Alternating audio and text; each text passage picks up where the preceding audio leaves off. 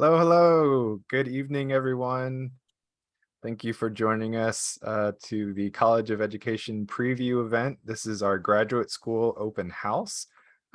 Just to make sure you're in the right place, uh, this is the session for the Educational Psychology and Learning Systems Department.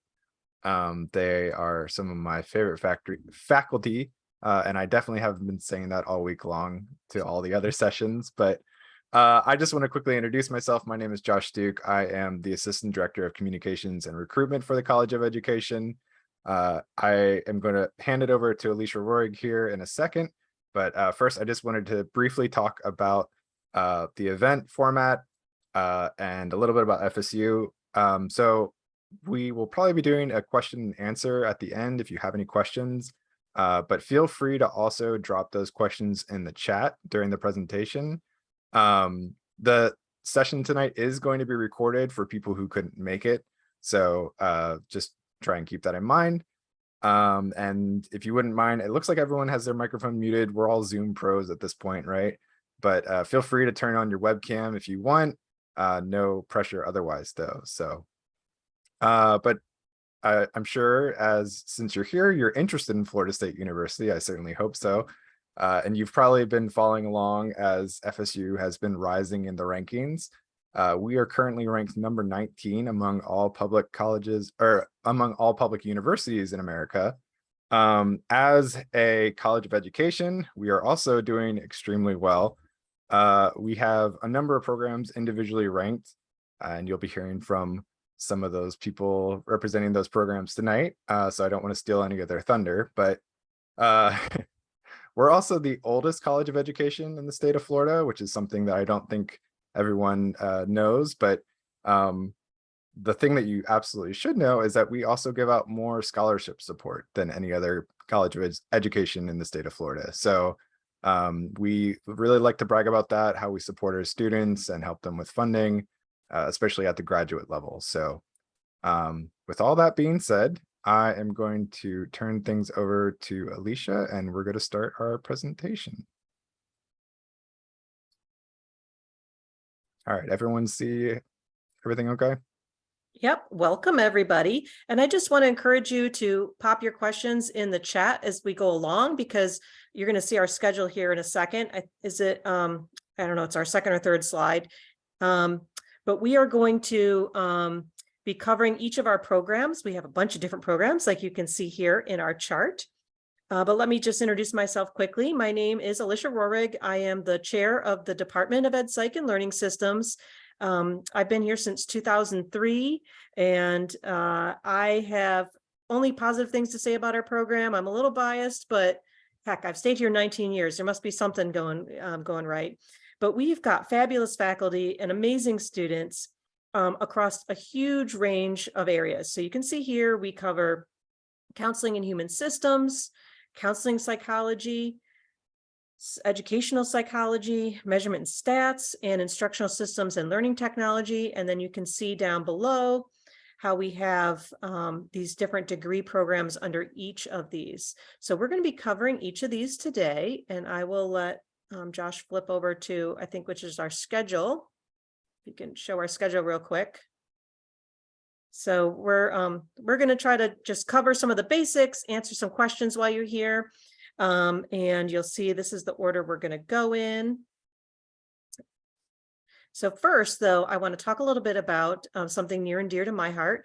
That is the Purpose program. This is directed towards, for you guys, your graduate students, for beginning master's students. It's a year-long fellowship that I am the co-director for, and it is meant to help folks to learn more about doing social justice kinds of work in education-related fields, and to support them in getting into doctoral programs. So if you're a beginning master's student, you might be interested in applying for this program. Just a caveat here, it is an in-person program. It goes from January to December, but it has a huge stipend and lots of opportunities for mentoring and doing research. So I just wanted to get that on your radar. If you have questions about that, you can always email me. And then I'm going to tell you a little bit about our certificate in college teaching. So I coordinate this certificate. It is totally online, which is really amazing.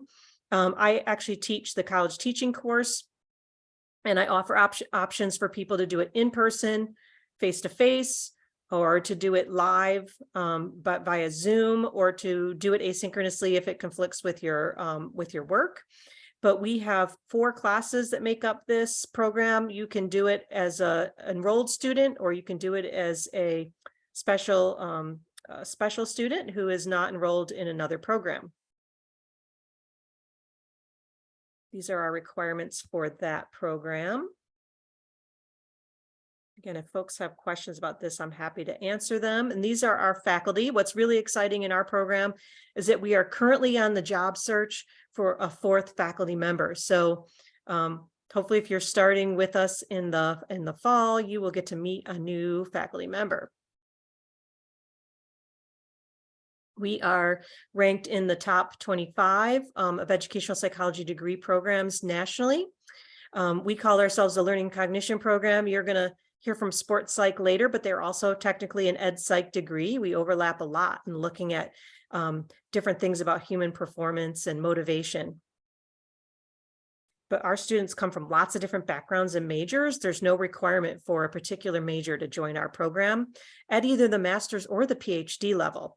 The only difference for being eligible for the PhD, as you'll see on our next slide, oh, maybe not the next slide, I lied, but you'll see here for our master's program, it is only about 30 to 35 credit hours. If you want to do the non-thesis option, you can do it entirely online. If you're interested in doing the thesis track, that one is face-to-face. It takes about a year longer to complete because you're doing a research study with this. This is usually the option you want to do if you're interested in pursuing the PhD. And then I think the next slide will be our PhD here. So our PhD program is about 42 credit hours, 24 of which are dissertation hours. If you do a master's program, then you have to take fewer classes when you go into our PhD program. But we do take PhD students from many different backgrounds and master's degrees coming in. There, again, no requirement for what that major was, but we are looking for folks who are interested in learning about how to do research in all different kinds of educational settings in order to apply those in all different kinds of contexts when they're done. So here is what's required to get into our program. Like I was saying, the main differences for the eligibility to apply for master's versus PhD, there's a little bit higher GPA for the looking at your master's degree coming into a PhD, but we still require the GRE for the PhD program. And we require that you have that master's degree in hand from any program. And then for the bachelor's, what's really amazing is FSU has, you'll see for all our programs, FSU has said we are eliminating the GRE indefinitely for admissions to master's programs, which really makes that a lot easier to apply for, right? And we also have assistantships for our thesis and PhD students. Not most of them are teaching, but maybe about half of them are teaching. We teach service courses for teacher education students. We also have students who work as TAs to graduate instructors. And then we have lots of research positions and other really exciting positions across campus supporting student learning, as well as faculty pedagogy. So I'm going to just pause for a second. I did that real quick because I knew we're short on time for each program. But if folks have any questions about those programs, I'm going to hang on here for a little bit and see if you have any to put in the chat. And somebody asked, can you complete the college teaching certificate while completing? Yes. So when you're doing a certificate, this is true for all certificates in our program, as well as across the college. The coursework for those can be completed while completing your other programs. And the coursework can actually count towards those other programs, which is a really awesome thing. So they can serve double duty. And you have to apply, but it's a really simple survey. They just expect you to have a basic GPA level to get in. And it's basically just a way check. So we know that you're getting into the program, and we can sort of help estimate course offerings. So once you get into the master's program or a PhD program at FSU, then you can just do the quick survey to get into any one of our certificates. You're going to learn more about some of those in a bit. Any other questions? If not, I'll just answer them in the chat. I'll stick around for a little bit, and I'm going to turn it over to Dr. Zhang and Dr. Berner. Yep. All right. Thank you, Alicia. Yep. Hi, welcome everybody. I'm Alan Zhang, Associate Professor, and my colleague, our newest colleague, Carrie Berner, are here to talk to you about our program, Instructional Systems and Learning Technology. We offer 4 different degrees, but across all 4 of our degrees, they serve the primary purpose of equipping our students with skills and knowledge to develop instruction and training. So a simple factoid, the Training Industry Report in 2021 found that the US spent around $92 billion on training their employees. So that's an average of about $1,070 per employee. And given the rate of employee turnover and the growth in remote work that we're seeing at this time, it's easy to understand why the report also showed that a large majority of companies plan to increase their spending on developing online training. So if you're interested in designing instruction, our master's program, which is offered totally online as well as on campus, can help you acquire these skills to pursue a career in instructional design and learning technology. In this non-thesis master's program, you learn how to select, use, and evaluate technology and best practices to help improve learning and to assist instructors and trainers. Then in our 100% online learning and design and performance technology EDD program, what you get there is some advanced preparation on applying theory and practice to take on leadership roles, roles that enable you to make data-based decisions to develop training solutions in large organizations. So our EDD students come from a number of industries and professions, primarily for career advancement, and doing so by becoming better scholar practitioners in the field of learning design and performance technology. So in our EDD program, you'll also learn how to use a variety of inquiry methods to examine and evaluate learning and performance problems, as well as learn about design theories and tools to help you develop appropriate solutions. And then finally, there's our doctoral program, which is a residential program that focuses on helping our students formulate, design, and conduct research in the field of instructional systems and learning technology. This program prepares students primarily for academic positions at universities and teaching institutions.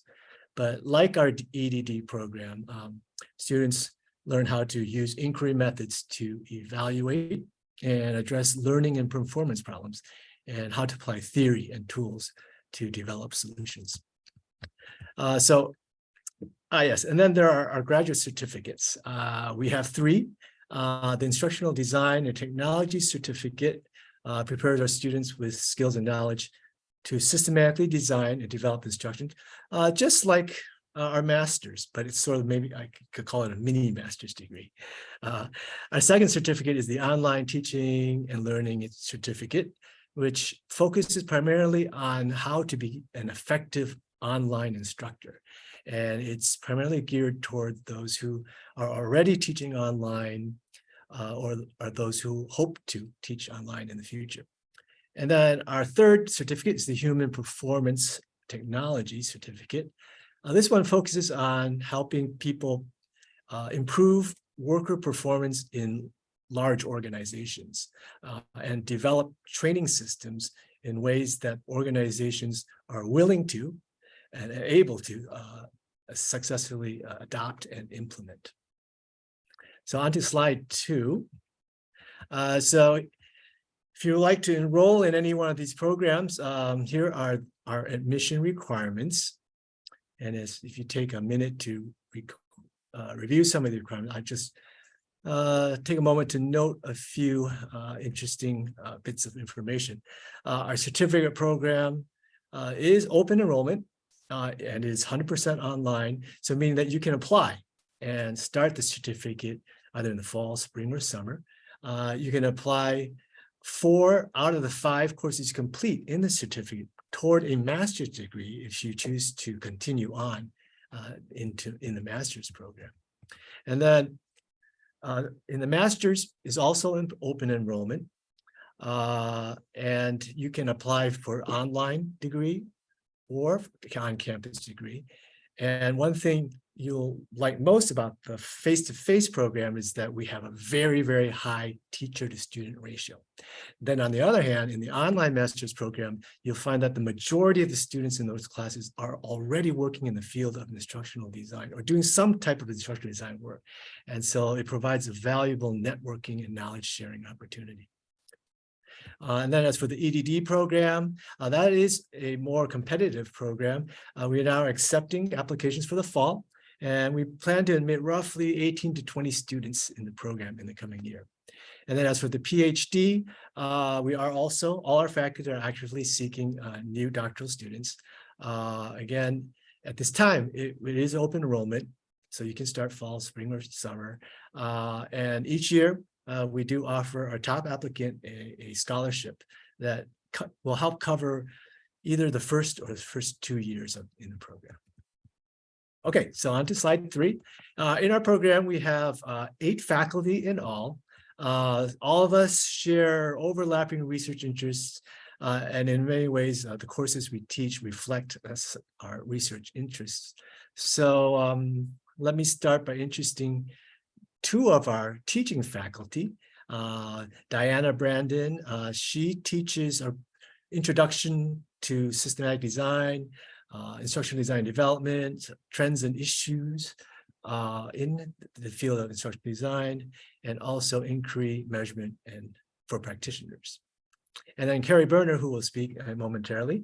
She is our newest faculty staff, who just joined our program.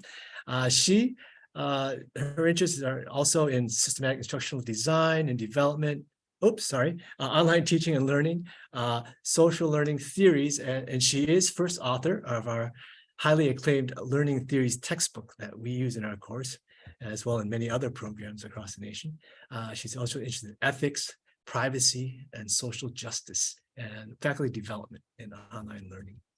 And then Cecil Cascarlou is our newest tenure earning track faculty. Her research interest is on online teaching and learning, studying the process of integrating computational thinking into K-12 classrooms. And then Vanessa Denon, she is a full professor. Her interests are in using social media to support learning, also interested in informal learning, online communities and networks, online course design and facilitation, online identity, and social presence. And on the next slide,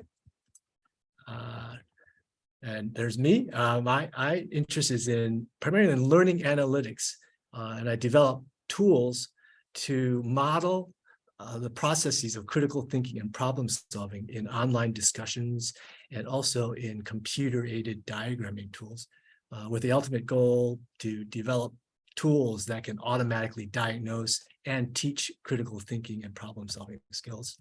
Then there's Feng Ke. Her interest is in digital game-based learning, and she has quite a few NSF grants that support her research. She's also interested in mixed reality, integrated immersive learning, computer-supported adaptive and collaborative learning. Then Jim Klein, his interest is in strategies for active learning, performance improvement. He's authored 2 books on instructor competence and instructional design process. Brett Willett, self-directed learning, professional learning networks, learning analytics, data science, social media. So that's just sort of a gist of some of our research areas, and hopefully that'll pique some of your interest. And with that said, I'll go on and pass you on to Carrie Berner, and she'll tell you a few more interesting facts of our program and where to learn more. Thank you. Awesome. Thanks, Alan. So I'm Carrie Berner, and I'm going to go really quickly because I know our time is running out. I am going to just politely correct Alan that our EDD program begins in the summer. So we are accepting applications now, but the course is actually in that program begins in the summer. So I'm going to talk really fast. We are number 2. Woo-hoo! Our program, US News World Report, we are number 2. We have been in the top 3 to top 5 for the last 5 or so years. We are, in fact, one of the founding programs in the field. We are coming up on our 50th anniversary celebration that we are really super excited to be planning right now. I need to pass the conch shell, the baton. So I'm going to, again, go a little quickly. I just want to lift up that our online classes are 100% asynchronous. That doesn't mean that you don't meet with faculty or meet with other students. There is lots of opportunity for that, but it is important to know that they are anytime, anywhere, and all of our online programs. Our classes, I think I'll just stop there because I know we're running late. So I'll please do put any questions that you have in the chat, and feel free to reach out to me if you're interested in the master's program. If you're interested in any of the programs, Jennifer Walsh, who you see on the screen, can hook you up with the right person. And thank you for your time. Thank you.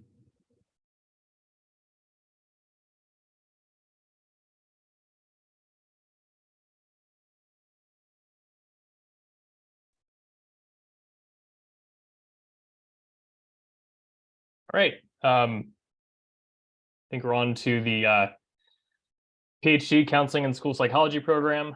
So I'll be covering that area. My name is Dr. Garrett Hall. I'm one of the core faculty in PhD Combined Counseling and School Psych, and then I'm also faculty in the School Psych MS EDS program that Dr. Kroc will be speaking about after me.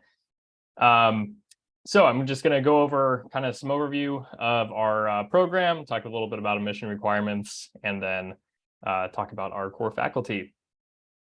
So we are an American Psychological Association accredited program, which is generally very good when you're applying to programs in counseling and or school psychology. We're both of those things. So we cover a lot of ground in our program.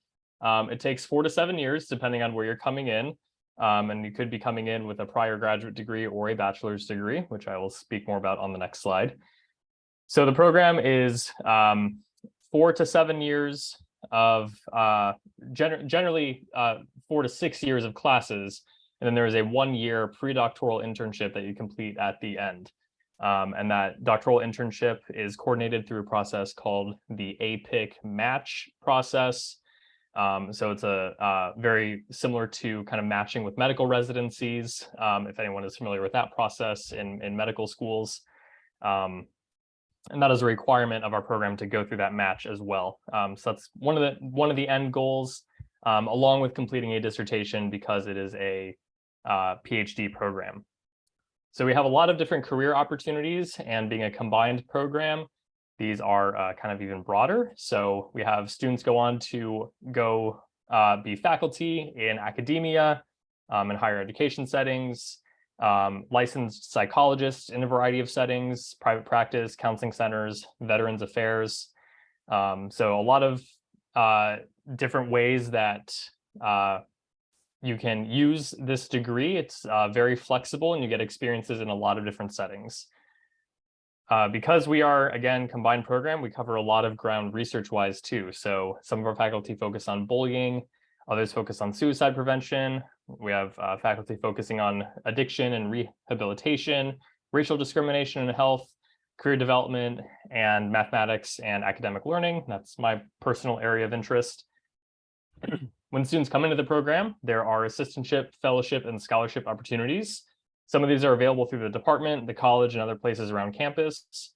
Importantly, though, funding cannot be guaranteed. So that's an important thing to know coming in, is that if you are admitted to the program, we do our best to provide support for funding and try to help students find funding. And typically students are able to be successful in that.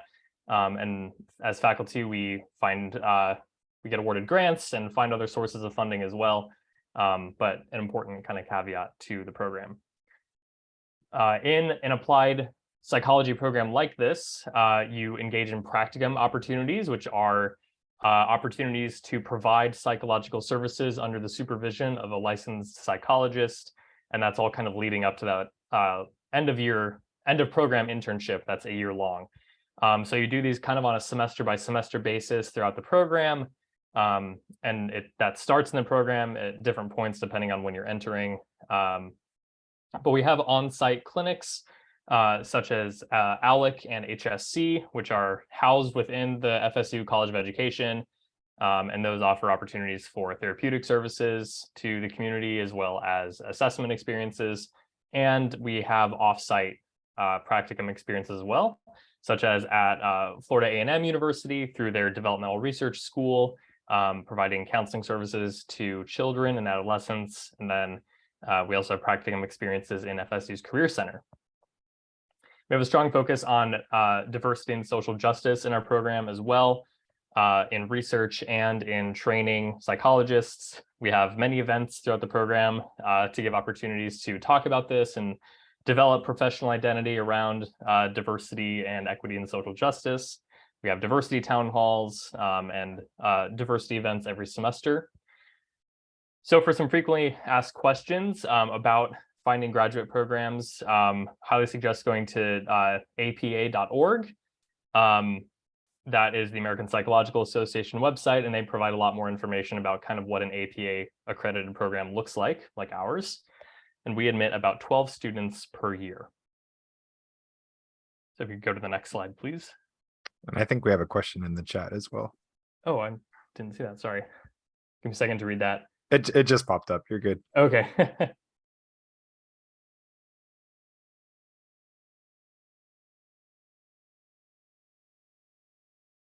Yeah, so that's an interesting question. So when we say we're a combined program, we truly do mean we're combined. When you come in, you will get experiences both in counseling settings and in school-based settings, and often there's quite a bit of overlap.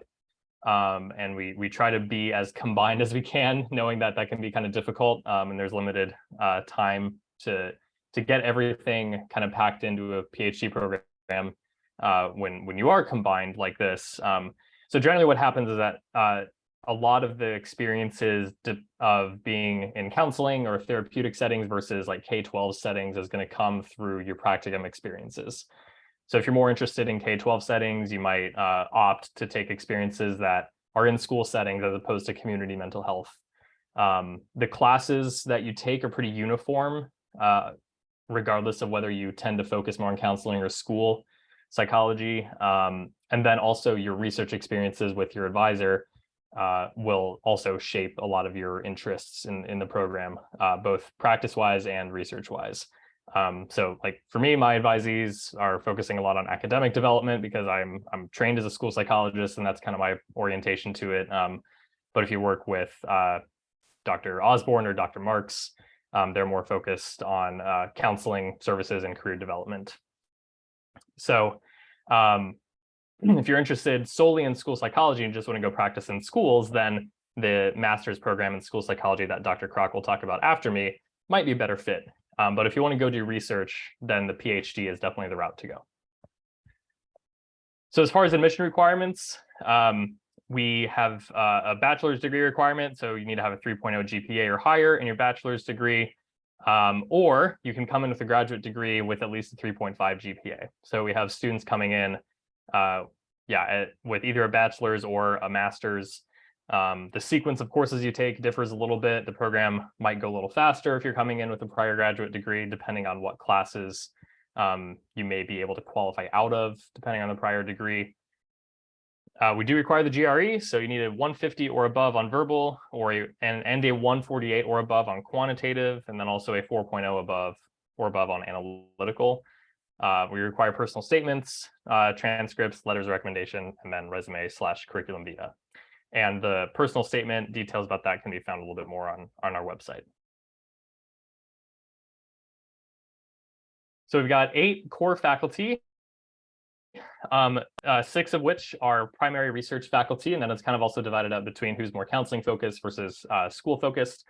So I'm Garrett Hall. I focus more on school-based stuff, academic and math learning, that kind of work. My other school psychology focused colleague, who is also in faculty in the MS EDS program, is Dr. Lindsay Jenkins. She focuses on bullying and victimization, and bullying as a form of trauma.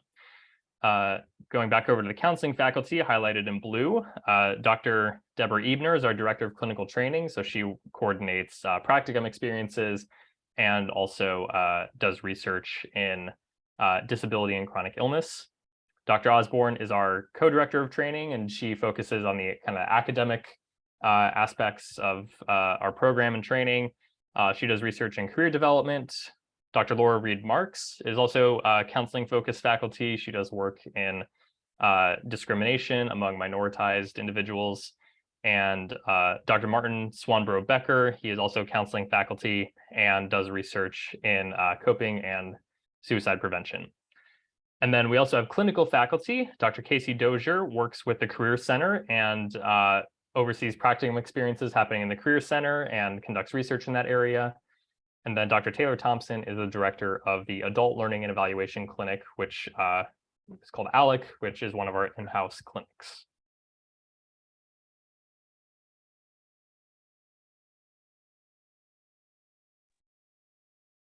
I think we have Next, me now?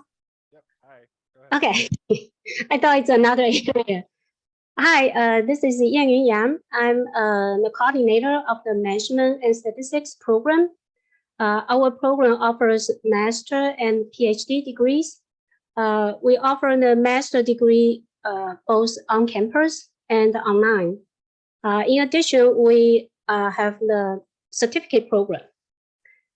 The mission of Management and Statistics program is to prepare leaders in educational research to serve in different types of professional positions related to collecting, analyzing, and interpreting educational statistics. Currently, we have 3 faculty members. Dr. Allman is an expert in evidence-based cognitive diagnostic assessment. Dr. Chen Zhang focus on missing data and longitudinal data analysis. And my research area focused on latent variable modeling as well as some measurement issues. All of us teach introductory statistics courses as well as advanced courses related to our expertise. Dr. Zhang also serves as the faculty coordinator for both master program online and certificate program. We also have our wonderful support, Jennifer Wash. For any questions related to the application, feel free to reach to her as well as any of us. Next page, please. The master degree provides both theoretical and practical backgrounds in the educational research. But the focus is on building fundamental skills in educational measurement theory and statistical analysis. Some of our master students are dual enrolled in PhD program in other areas, such as learning cognition, instructional system, and learning technologies, School of Teacher Ed, and some other areas that is outside of the College of Education. The PhD program emphasizes both application and methodological issues in measurement, statistics, and assessment. The bottom of this page lists some courses that we offer, for example, general linear model applications and measurement theory. Our graduate students have been quite successful in finding their job after they done with this program. For example, as a professor in universities or as a psychometrician in testing companies or in state agencies such as Department of Education. Next page, please. Okay, this is about admission requirements. I think you have heard too much about that, so I will skip it. The requirement is quite similar to other areas. I just wanted to highlight that for those who are interested in the dual degree in measurement and statistics, The university has a different procedure, which is much simpler than regular application for admission. You may either search dual degree, the keyword dual degree at FSU website, or contact me for any further questions on dual degree application. The master degree requires 30 credit hours of coursework completed in 7 years. And this applies to both on-campus and online programs. For PhD program, the number of credit hours, it depends on the student's academic background, but students should complete all courses required by the program, plus some milestone exams, and as well as a dissertation, of course. In terms of assistantship, we are able to fund graduate students in a number of graduate assistantships, but give priorities to doctoral students when the funding is limited. Funding opportunities include being a TA or a statistical consultant who provides service to graduate students and other colleagues to help them on research design, data analysis, and interpretation. Advanced doctoral students may also have opportunities to work as a psychometrician intern at Florida Department of Education. Applicants who have a strong profile may be recommended to compete for university and college fellowships, which is the same across all of the programs in the department and college. Next page, please. Okay. In addition to the degree programs, we also offer a certificate program. Students who are not majored in measurement and statistics program or non-degree seeking students are eligible for applying. The certificate program requires 16 hours. I think it should be 15 now because one of the courses changed from 4 credit hours to 3 credit hours in the previous semester. So 5 courses. All of them should be completed in 7 years. For current FSU graduate students, you may apply for the certificate program anytime, but prior to completing 2 out of the 5 required courses. You may also go to the webpage listed here for more information regarding application to the certificate program. And finally, you may also contact Dr. John, who serves as a faculty contact for the certificate program. That's all for measurement and statistics. If you have any questions, feel free to put it in the chat box. Thank you. All right, welcome everybody. I'm representing the sports psychology programs this evening, so I hope somebody in here is also interested in those because I feel we're a little bit, you wouldn't necessarily expect us in a college of education, let's put it like that. So as many of the other programs, we do offer a master's and a PhD stream that are, in terms of coursework, pretty similar. Obviously, it depends on what you've done in your master's if you come in for a PhD, but usually we have integrated classes. And then the focus really, or the difference really obviously is that the PhD is a research degree and very much geared towards conducting your own independent research, versus the master's is really geared more towards applied work with athletes and fields and practicum sites in mostly the sport field. As a PhD student, you're still very welcome to do applied work. As a master's student, you're also able to pursue a thesis track, but that's kind of a little bit, I would say, the biggest difference between those two programs. We teach on pretty much all aspects of sports psychology. You see some examples on the screen, but you'll get kind of that general education and then a little bit more of an emphasis based on us as faculty and kind of our expertise. And I'll go over that once we get to the faculty page. I'm assuming if you're interested in sports psychology, you've already given some thought to kind of possible careers. And of course, that is applied consulting in the field with a variety of clients, essentially. So we've seen some of our graduates going into a more military setting. We've seen others go work with youth academies. We have some people who work in business. And then a lot of our graduates have also gone on to, for example, consult at universities and high schools and or independent practice. So that's pretty straightforward. Then of course, if you're pursuing a PhD degree, you have the same opportunities plus potentially higher education, teaching at a university level, or continuing on the research path and maybe becoming faculty at a university yourself. Important to note here, and I'm pretty sure like this is all on the website, so you've probably seen it, but important, yes, we are providing the courses required from CMPC certification, so the official certification you might be seeking, and then we're working with you towards the hours. Odds are if you're completing your master's, you won't go out with all of the hours. If you're doing your PhD, unless there's something unforeseen happening, you probably will accumulate all the hours. So that's the one thing I wanted to mention. Next slide, please. Mission requirements aren't super surprising. We're still waiving the GRE for the master's, but not for the PhD program. So you should be aware of that. And then generally, I mean, look this up online. If you do have specific questions about the process, it's pretty straightforward.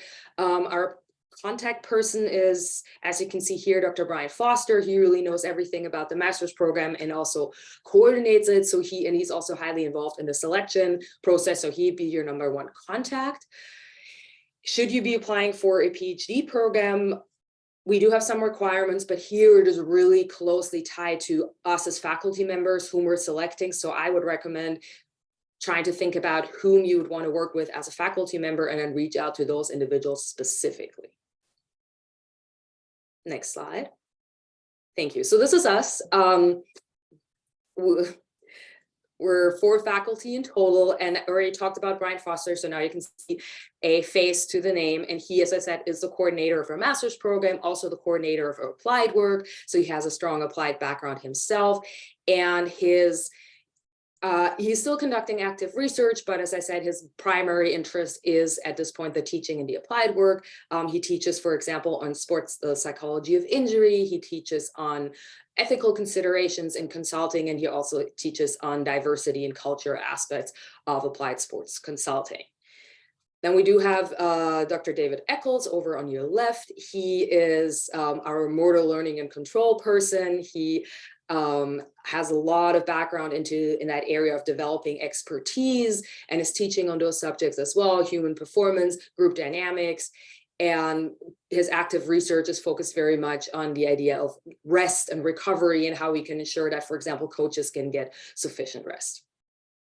Dr. Robert Eklund is our faculty probably with the most experience in the program, and he is doing all sorts of things and focusing in his research, particularly on that idea of, he's done some work on burnout, he's doing some work on stress, he's going to do some more work on thriving. So kind of that idea of performing in a sustainable fashion over a longer period of time. He also has a line of work focused on efficacy and kind of like how other people play into our efficacy beliefs. But yeah, so that's kind of like his ongoing work, and he's done a bunch of other things. And then on the right-hand side, you do see me. My research focuses on emotions and group dynamics, and I also get to teach on emotions in our curriculum, so that's kind of a nice fit. And I'm pretty much interested in any of these topics, in particular, though, that interaction between groups and emotions and what some people might call collective emotions, and that's my line of research. That's our expertise. That's kind of the topics we're very excited to be developing specific courses and teach about. Of course, if you come in with a particular idea and want to do research on that, especially as a master's level, we will be supporting you in that. So you don't necessarily have to do work that focuses on us. At the PhD level, we would probably be interested in a little bit more of a topical fit, if that makes sense. And that should be all from the sports psych. Thank you. We're switching over to the Counselor Ed slides right now. But I hope we've answered all your questions in the chat so far, but you can see we've got a great group of folks doing all kinds of interesting teaching and research, and people will welcome you to reach out to them to ask them more about the work they're doing and whether they're taking new students and that kind of thing. So please do be in touch.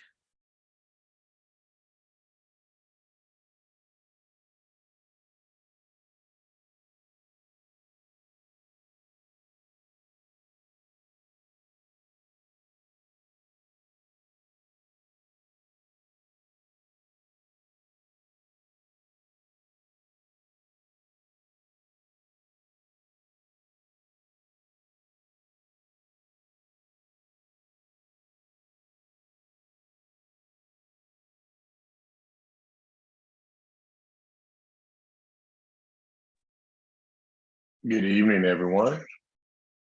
Greetings. My name is Dr. Eric Hines, and I'm an associate professor in the Counselor Education program. You can flip it, Josh. I oversee I'm the coordinator rather of the career counseling program, clinical mental health counseling program, and our relaunched school counseling program. As you see here, this is our core faculty, Dr. Xingling Dong, who is faculty in the clinical mental health counseling program, Dr. Simone May, who is also core faculty in the clinical mental health counseling program. Dr. Eun-hee Yoon is core faculty in the school counseling program, and I am too part of the school counseling program. Right now, we are searching for a career counseling professor.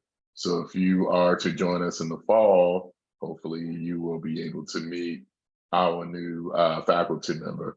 I will say this, I think we got the best counselor educators in the country. We all have diversity in research and expertise. Dr. Doan looks at health and wellness and meditation. Dr. Yoon, her research revolves around LGBTQ+, and Dr. Simone May looks at trauma and race in clinical mental health counseling. Mine is college and career readiness and academic preparation of Black males. One of the things we do pride ourselves on is that we are a strengths-based program and not a weed-out program. You probably said, Dr. Hans, what does that mean? If we admit you into our program, we want you to succeed, and we're going to do everything we can to train you to be a professional counselor that works in a school setting, a clinical setting, or a college or career-based setting. Next slide, Josh. For career counseling, that program will prepare you to work in various settings, such as schools, community, colleges, university, and businesses. And then you will be helping various stakeholders with learning about and preparing for their career educational decision-making. Clinical mental health counseling, you prepare professional counselors to work in settings such as hospitals, community agencies, prisons, independent practices, and to assist them with their mental health. For school counseling, you'll be prepared to work in multiple school settings, urban, suburban, and rural, and help students with the use of skills that you will learn in our program, such as individual and group counseling, cultural responsiveness, and database decision-making to prepare them for not only academic success, but post-secondary preparation. Next slide. So our career counseling program is a full-time program, which means that you will be taking at least up to 12 to 15 credit hours a semester. Most of the classes are usually either in the daytime or the evening, and the application deadline is April 1st. You'll have 3 semesters of clinical experience, 1 semester what we would call practicum, that's usually in the summer, and we have internship, which is usually the second year of your career in the counseling program, the second semester of your graduate school career. So the career counseling program is 2 years full-time. It is CACREP accredited. We just got renewed in our CACREP accreditation about 1.5 years ago, and we're up to, I believe, 2027, so we have to go back up for renewal. The good part about our program that I love is that with career counseling and clinical mental health counseling, you will be eligible for licensure in the state of Florida. So if you are thinking about private practice, or you have to work in a setting that requires a licensure and a licensed mental health counseling licensure, you'll be able to accrue those hours after graduation because you'll be eligible. We do have several career scholarships and graduate assistantships available for the career counseling program. Normally, we have individuals who will work in career placement, career counseling, academic advising, and also professional counseling. One of the things I also like to brag about is that we are one of 5 career counseling programs in the nation, and we have a world-renowned career center here on campus, probably one of the best, if not the best in the world. I'm just going to brag. We're the best career center in the world at Florida State. So you come in here, you're coming to the best. And we have faculty who are here and who are retired, who are well known in the career development field. So you will be coming to a historic place, and you'll be able to follow in the footsteps of giants in our field. All right, Josh, you can. All right, our clinical mental health counseling program, which is probably one of our most popular counseling programs right now. Last year, we had upwards of 200 applications for this program. And as you know, with COVID, with the George Floyd issue, with trauma in schools, and just trauma with a lot of individuals, clinical mental health counseling, this profession has become super popular. So we see a lot of programs around the nation seeing an increase in applications and individuals who want to pursue clinical mental health counseling as their career profession. This is also a full-time program, 60 credit hours, it's 2 years, like the career counseling program. You'll have the same amount of experiences as well in clinical settings, 1 practicum, and then you'll have a whole year of internship, which counts as 2 semesters. You'll get a combined master's and specialist degree. That's the same with the career counseling, the school counseling program. That's the other thing I do want to brag about. Most programs, you have to do a 60 credit hour program in counseling, and you only get a master's degree. You come to Florida State, you get 2 advanced degrees, a master's and a specialist degree, 2 for 1, and you'll be able in some states to make more money because you have another advanced degree in addition to your master's.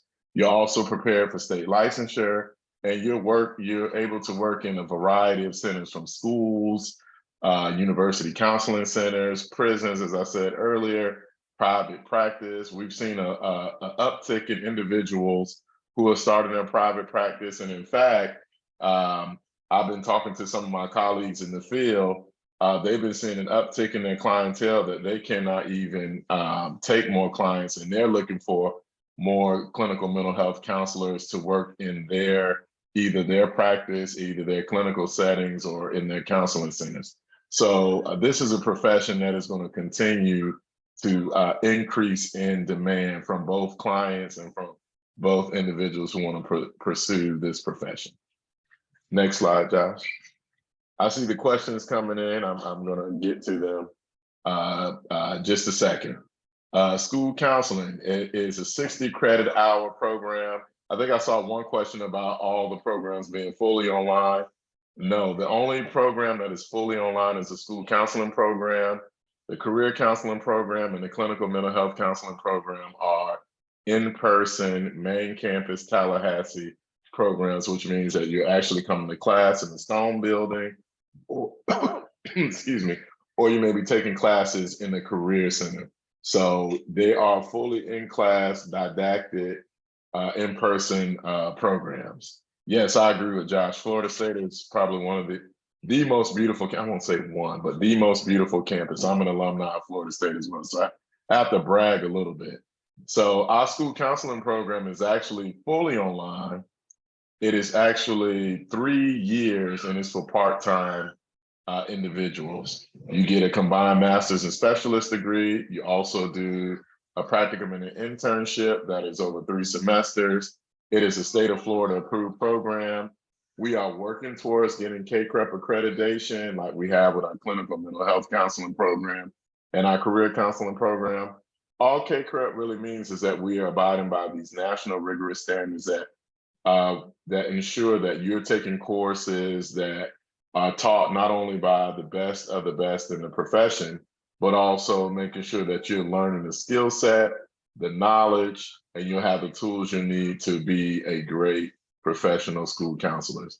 As I tell our current students, we're not in the business of producing good counselors. We're in the business of preparing great counselors.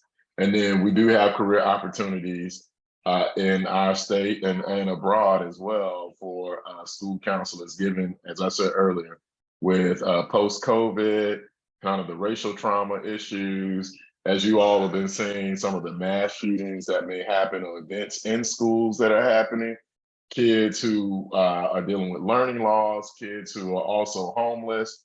So school counselors close the gap in making sure that we get our students the resources we need for them to be successful and to thrive. Next slide, Josh.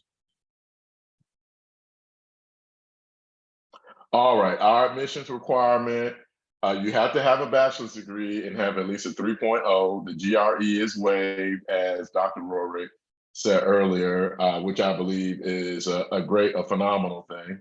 You do have to have language proficiency test scores for those of you who have to take those, take that exam. You need a resume, a personal statement, and just to give you a little cheat sheet, make sure that your personal statement is aligning with what you want to do in your career and why this program is important and what you would like to do in your professional goals going forward, should you be admitted to the program and then you graduate from the program. 3 letters of recommendation, and of course, transcripts. For school counselors, we also ask if you are a current school teacher and if you have reading and ESOL endorsements, because students who don't have the reading and ESOL endorsements, they have to take those summer courses in order to be certified by the state of Florida. That is a Florida Department of Education requirement that we have to abide by. Next slide. I believe this is the last one, Josh. I think I see some questions. I'm going to start from the bottom. Approximately how many people apply for the CMHC and how many are accepted? So it depends. Last year we had 200 applicants. We admitted 40, but only 25 actually enrolled in our program. The year before we had about 120 applicants, and we admitted about 30 students, and about 22, I believe, were enrolled in the program. Also, does the program only start in the fall, or can it start in the spring? No, all of our programs start in the fall. Our application due date for the clinical mental health counseling program is December 1st. Our school counseling application due date is March 1st, and our career counseling due date is April 1st, with a fall enrollment and start date. So yes, we only have fall enrollments and fall start dates. Yeah, school counseling is completely online. How many people are usually accepted into the school counseling program? We normally try to accept about, we may admit 30 students and maybe 22 to 25 may come. That may increase this coming year given the demand. If accepting admissions to a program depends on being given funding for assist. So that's the thing about our program too, is that we do for clinical mental health, we have maybe a couple of assistantships, but not a lot, but we do try to help students identify resources across campus and maybe possible openings. Career counseling is probably the best bet that usually has about maybe 4 or 5 assistantships, maybe 4 or 5 scholarships to help. School counseling, since it's a part-time program, we really don't offer any scholarships or assistantships because it's usually 6 hours a semester. But normally, most of the individuals who are coming to the school counseling program are working full-time, so they're either paying for it or their district is paying for it as well. Okay, let me make sure. Since I'm getting my BA beginning January, is there anything I can do until fall semester? I mean, I believe you could just maybe shadow school counselors, just kind of prepare yourself for the profession, reading up on the profession. If you're not working in a school or working with children, maybe doing something like that. But no, we don't normally do any classes toward the master's because the way our classes are set up, all of our classes are sequential. So you're building on a foundation from the beginning. of courses and skill sets all the way to having advanced skill sets once you get to internship. For CMHC, if the assistantships are taken up, are there any other resources for financial aid? Yes, it's normally student loans. I will also say we do have scholarships in our department, in our college, that we try to identify students for who may be in need of financial aid. So that is as much as that we could try to do. Like I said, we try to exhaust as much as possible, but we do try to nominate students when we do have scholarships in our department, when a scholarship committee convenes. We also have a fellowship that individuals can apply for from our National Board of Counseling Certification. NBCC will point students to that to fill out that application to see if they can get funding from them as well. All right, I appreciate the questions. If you have any more questions, what I will do is I will put my email in the chat box, and hopefully I will see some of your applications soon, coming up in the next few months or so. Thank you, Josh. So I'm presenting on School Psych EDS. I do know that we are now officially over time. So I am going to try and keep this quick and within reason. So that means some of your questions may not get answered, but feel free to send me an email. So I am Kathleen Kroc. It's great to see everybody, or sort of see you. First off, school psychology rocks. We love what we do. School psychologists, there's a giant shortage nationwide. And so we have all of our students, they leave here with either a job, usually exactly where they want to be, or going into a doctoral program. The turnover rate in school psych is so low. Most people will stay in school psychology from the day they get the degree until the day they retire. So we're not a field that people come in and they get burnt out. Like, they love what they do. So a lot of folks don't know what the difference between a school psychologist and school counselor is. I struggle with making that discussion for folks because I'm not a school counselor. So I will describe school psych, and then maybe, that'll give you a little bit. I consider school psychology a bridge between general ed and special ed. So teachers are struggling with kids' social, emotional, behavioral, or academic issues. They come to a school psychologist. They ask them for advice. The school psychologist works with the teacher to try and come up with interventions, maybe monitor those interventions, find out exactly what's going on with that child. And then if the child fails to respond to those interventions, then we'll conduct full diagnostic assessments, working on helping make diagnostic decisions like ADHD or autism or learning disability or something like that. And then if the child is found in need of special education services, we can provide counseling as a related service on the other end.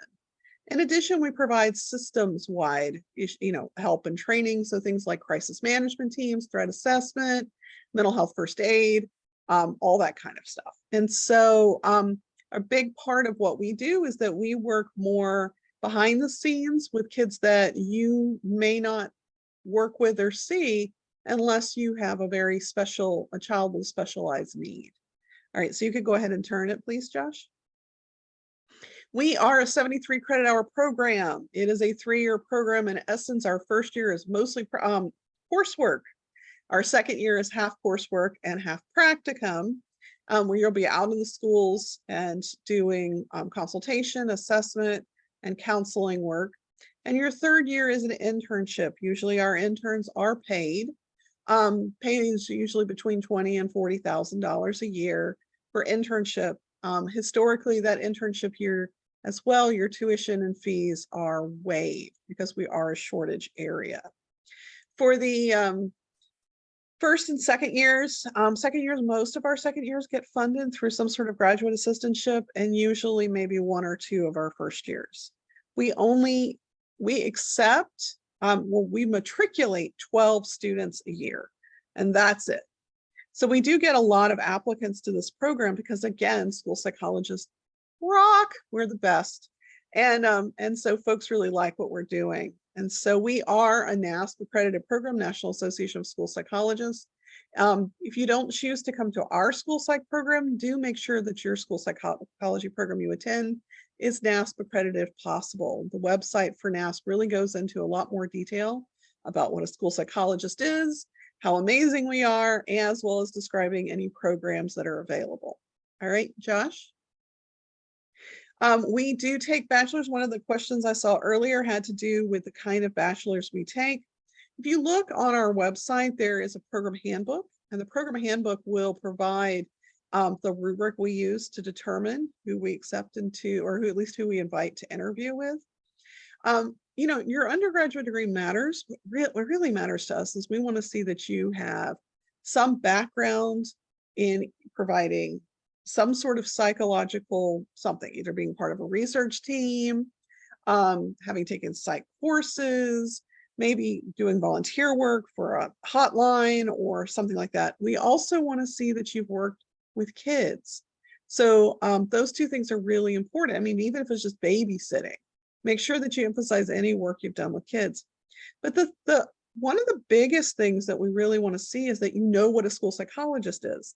So if you're going to apply to our school psych EDS program, make sure that you read up on what a school psychologist is. If you submit your application and it's clear that you don't really know what we do, and what we do is awesome and amazing, that we're probably not going to consider you as highly. So, in terms of bachelor's degrees, we've admitted folks from we had a student years ago from the Beijing Film Academy. The undergraduate, we really have a holistic approach to our acceptances. And then nasponline.org will tell you more. Josh, is there more? Here we are. We are a relatively small faculty. You will take almost all of your coursework with these 3 faculty members. You will take some of the stats classes and things like that with the ed psych folks across the way. And so I am the program coordinator, again, crock like a crockpot.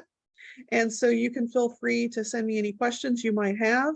In addition, we do have a student outreach representative who, if you want to just talk to a student, you can send me an email and I can connect you with that student who can tell you more about the amazingness of the program and the field. We are not an online program. We do require that you be here in person at FSU. So I hope I tried to keep that under 5 minutes, Josh, and I do apologize for keeping everybody over for a bit of extra time. Thank you.